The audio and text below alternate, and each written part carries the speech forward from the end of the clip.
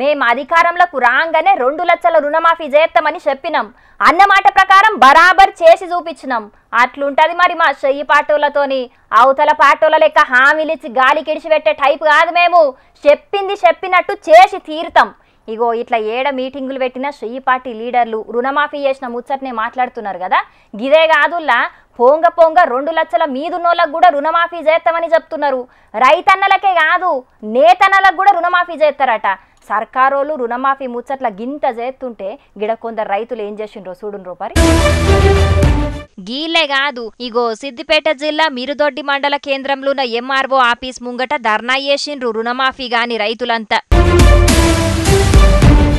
ఇక రైతుల ధర్నాకు బీఆర్ఎస్ పార్టోళ్ళు మద్దతిచ్చి గిట్ల మాట్లాడకచ్చిండ్రు. మేము ప్రతి రైతుకు 2 లక్షల వరకు రుణమాఫీ చేసినాం, అయిపోయిందిగా. రైతులందరూ కూడా సంతోషంగా ఉన్నారు. వాళ్ళ కళ్ళల్లో ఆనందం చూసి బీఆర్ఎస్ నాయకులు తట్టుకోలేకపోతున్నారు. కడుపు మండుతుంది, కళ్ళల్లో మంటలు వేస్తున్నాయి అని చెప్పేసి ప్రతిరోజు కాంగ్రెస్ పార్టీ నాయకులు ఊర్లలోకి వచ్చి తొడలు కొడుతున్నారు.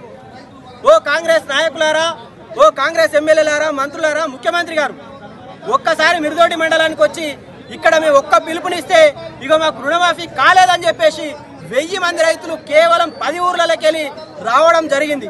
మరి నిజంగా నువ్వు 100% రుణమాఫీ కనుక చేసినట్టుంటే ఈరోజు ఇంతమంది రైతులు రోడ్డెక్కాల్సినటువంటి పరిస్థితి ఏమున్నది? కాంగ్రెస్ పార్టీ నాయకులారా, ఈరోజు మిరుదొడ్డిలో ప్రారంభమైనటువంటి ఈ రుణమాఫీ కోసం రైతులకు చేస్తున్నటువంటి ఈ ఉద్యమం ఖచ్చితంగా నీ సెక్రటరియట్ గేట్లు దాటుతాయి. ఓ దిక్కేమో చెయ్యి పాటోళ్ళు 100% రుణమాఫీ చేసినాం, అంతేకాదు 2 లక్షల మీదున్నోళ్ళకు కూడా చేస్తామని చెప్తుంటే కొన్ని ఊళ్ళలోనేమో పరిస్థితి గిట్లున్నది. రైతు రుణమాఫీ కాదు రైతు బంధు కూడా పడతలేవని కొందరు రైతులు లొల్లి పెడుతున్నారు. ఈ రుణమాఫీ పంచాదులు ఇంకేడాకా పోతాయో వీళ్ళందరికీ సర్కారోళ్ళు ఏం చెప్తారో చూడాలి మరి.